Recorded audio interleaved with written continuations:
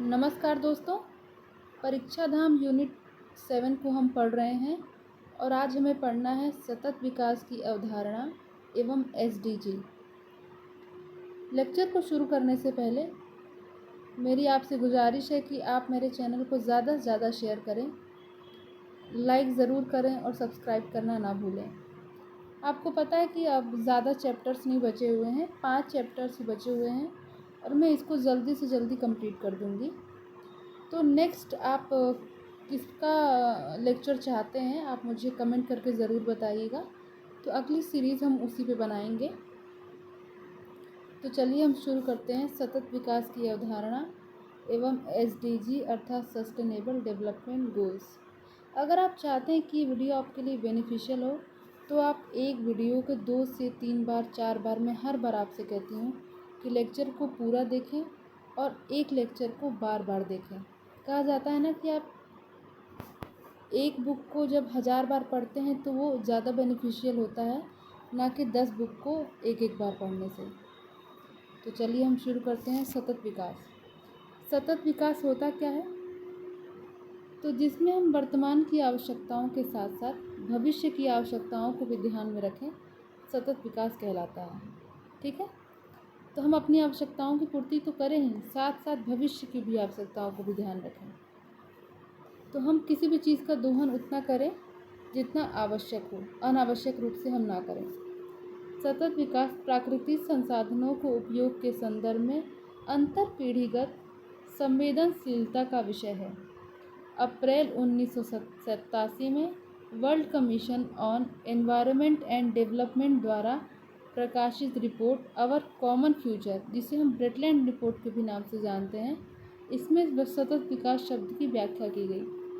तो अगर पेपर में पूछेगा कि ब्रेटलैंड रिपोर्ट किससे रिलेटेड है तो वो सतत विकास से रिलेटेड है। कब आई थी? अप्रैल 1987 में।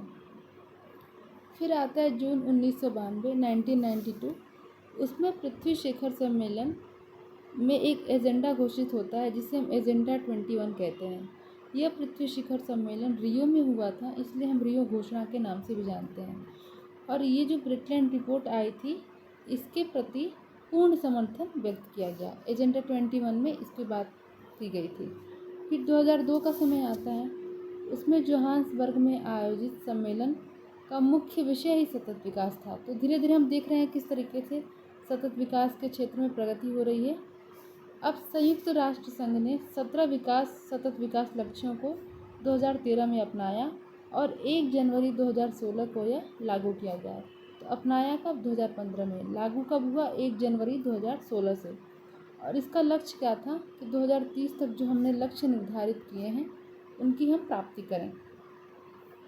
फिर भारत में एसडीजी का क्रियान्वयन और मॉनिटरिंग कौन करता है? नीति आयोग करता है और सांख्यिकी एवं कार्यक्रम कार्यान्वयन मंत्रालय इसके द्वारा इसका क्रियान्वयन किया जा रहा है। लक्ष्यों की मॉनिटरिंग हेतु 302 संकेतक वाला नेशनल इंडिकेटर फ्रेमवर्क तैयार किया गया है।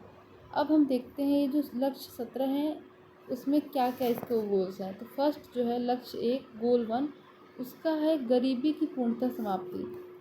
तो यूपीपीसीएस में आपको पता हो कि सही जोड़ी मिलाने के लिए लगातार पेपर में पूछता ही है। तो आपको पता होना चाहिए कि जो गोल 1 है उसका उद्देश्य क्या है? तो गरीबी की पूर्णतः समाप्ति। दूसरे का लक्ष्य क्या है? भूखमरी की समाप्ति। तो first no poverty, second zero hunger. तो बार बार आपको याद करना है no poverty zero hunger, no poverty zero hunger, no poverty zero hunger. तो फर्स्ट लक्ष्य क्या हो गया? गरीबी की पूर्णतः समाप्ति अर्थात नो पॉवर्टी। दूसरे में क्या है? भूखमरी की समाप्ति। तीसरा लक्ष्य हमारा क्या है? अच्छा स्वास्थ्य और जीवन स्तर।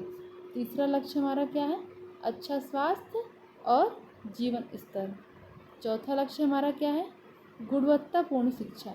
तीसरा लक्ष्य था अच्छा स्वास्थ्य और जीवन शिक्षा स्तर और चौथा है गुणवत्तापूर्ण शिक्षा। क्योंकि जब हम गरीबी को समाप्त करेंगे तभी तो भुखमरी भी समाप्त होगी, और जब भुखमरी समाप्त होगी तो जीवन स्तर तो और अच्छा स्वास्थ्य तो होगा ही, और जब अच्छा स्वास्थ्य होगा तो गुणवत्तापूर्ण शिक्षा मिलना तो लाजमी है। फिर पांचवा क्या है? लैंगिक असमानता। हमारा छठा लक्ष्य क्या है? जल एवं स्वच्छता। जल एवं स्वच्छता सस्टेनेबल डेवलपमेंट गोल्स का सिक्स का यह है लक्ष्य जल एवं स्वच्छता। 7वां है सस्ती और स्वच्छ ऊर्जा। तो गोल 7 क्या है? सस्ती और स्वच्छ ऊर्जा। लक्ष्य 8 हमारा क्या है? अच्छा काम और आर्थिक विकास। लक्ष्य 9 क्या है? उद्योग, नवाचार और बुनियादी ढांचे का विकास। 10वां क्या है? असमानता में कमी। तो आपको 5 और 10 एक साथ याद करना है कि हम पहले लैंगिक समानता लक्ष्य 5 और असमानता को ख़त्म करना ये लक्ष्य 10 है। फिर है टिकाऊ शहर और सामुदायिक विकास लक्ष्य नंबर 11। लक्ष्य 12 है जिम्मेदारी के साथ उपभोग एवं उत्पादन। 13वां लक्ष्य है जलवायु परिवर्तन। इसके बाद 14 का लक्ष्य जो है जलीय जीवों की सुरक्षा अर्थात जल में जीवन। अगला है 15 थलीय जीवों की सुरक्षा अर्थात स्थलीय परिस्थिति में जीवन। लक्ष्य 16 है शांति और न्याय की सशक्त संस्थाएं और 17 है लक्ष्यों के लिए भागीदारी। सतत विकास लक्ष्य 2023 इसमें विभिन्न देशों का स्थान देखते हैं। तो फर्स्ट पे फिनलैंड है, सेकंड पे स्वीडन है, थर्ड पे डेनमार्क है, फोर्थ पे जर्मनी है। हमें इतना याद नहीं रखना है, सिर्फ हमें फर्स्ट याद रखना है फिनलैंड। और भारत की रैंक कितनी थी? 112। और हमारा पड़ोसी देश जो है उसकी रैंक 128 थी। तो ये SDG 2023 का रिपोर्ट है। फिर एजेंडा 2030 के बारे में हम जानते हैं।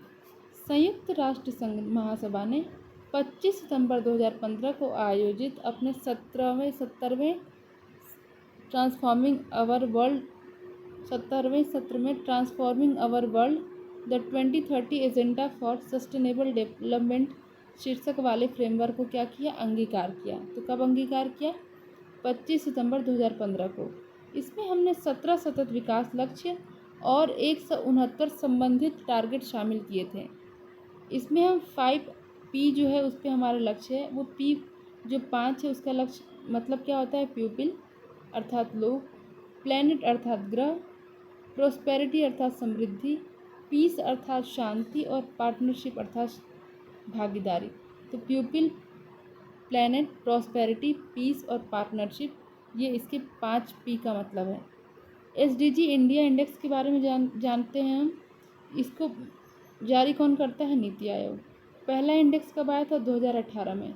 और SDG 2020-21 में केरल का फर्स्ट स्थान है। इसमें 4 श्रेणियाँ होती हैं। एक तो एस्पायरेंट जिसका स्कोर 50 से कम हो, परफॉर्मर जिसका 50 या 50 से अधिक हो लेकिन 65 से कम हो, फ्रंट रनर स्कोर 65 या 65 से अधिक हो लेकिन 100 से कम हो, और अचीवर मतलब जो 100 के बराबर स्कोर हो। तो फर्स्ट पे केरल है जिसका 75 स्कोर है और MP का स्कोर कितना है? 62। तो हमें याद रखना है क्योंकि पेपर हमें पता नहीं किस तरीके का आएगा, तो हमें इस बारे में जो भी हमें फैक्ट्स मिले हमें याद करते जाना है।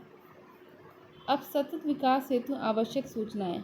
पर्यावरण से संबंधित सूचनाएं, प्राकृतिक संसाधन से संबंधित, जैविक अधिवास से संबंधित, वर्तमान पर्यावरण की स्थिति और पर्यावरण के आधारभूत कारकों के संदर्भ में ये इसकी पर्यावरण से संबंधित सूचनाएं हैं।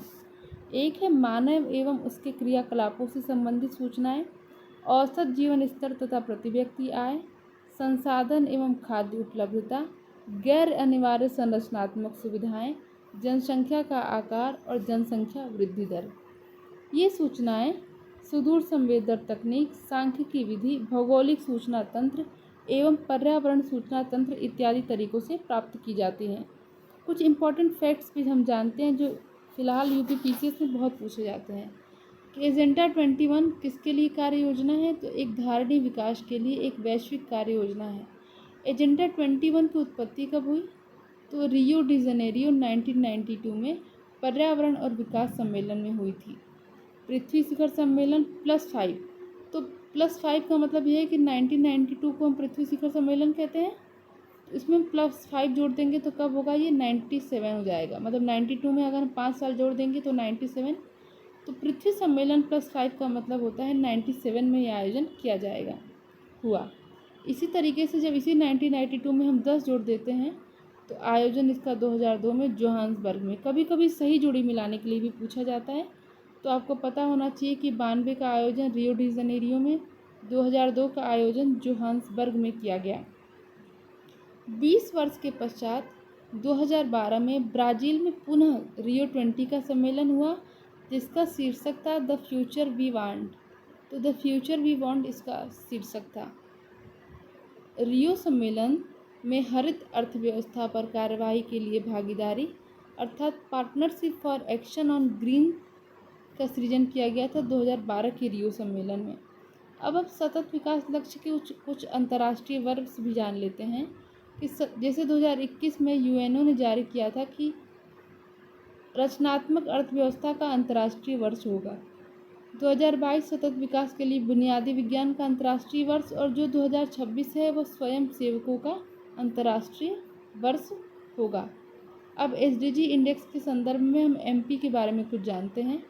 तो एसडीजी इंडिया इंडेक्स एसडीजी प्रगति का दुनिया का पहला सरकार के नेतृत्व वाला उपराष्ट्रीय माप अर्थात सब नेशनल मेजरमेंट है। ठीक है।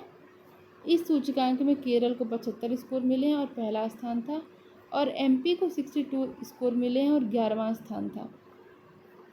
2018-19 और 2020-21 के बीच 3 वर्षों में कुल 8 लक्ष्यों में सकारात्मक बदलाव प्रगति बनाए रखा गया है।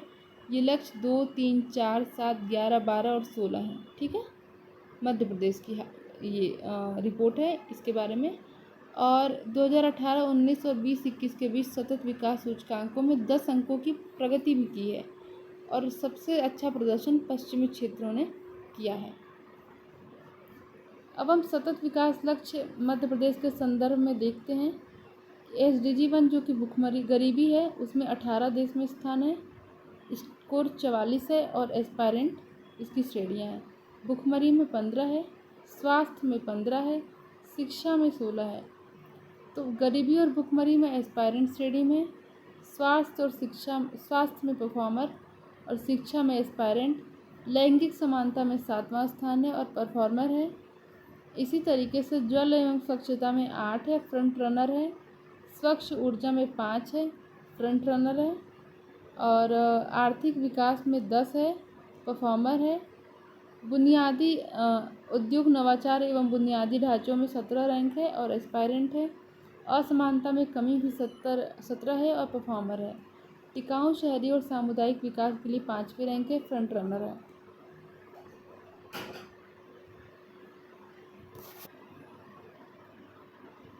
असमानता में कमी में 17 है और परफॉर्मर रैंक है।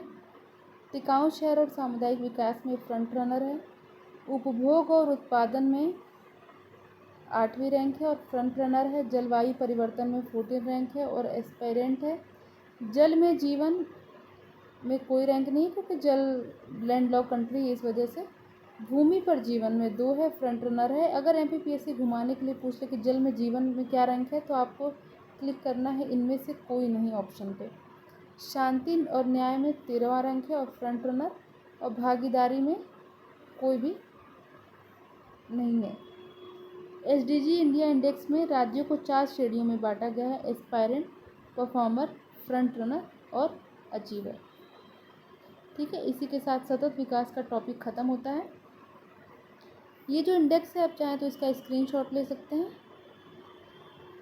बाकी अगर ये शायद अपडेटेड है, अगर अपडेटेड नहीं रहता है तो मैं एक बार निर्माण की सीरीज़ से भी देख के एक लेक्चर अपलोड कर दूँगी। तो प्लीज़ मेरे चैनल को ज़्यादा से ज़्यादा शेयर करिए। धन्यवाद।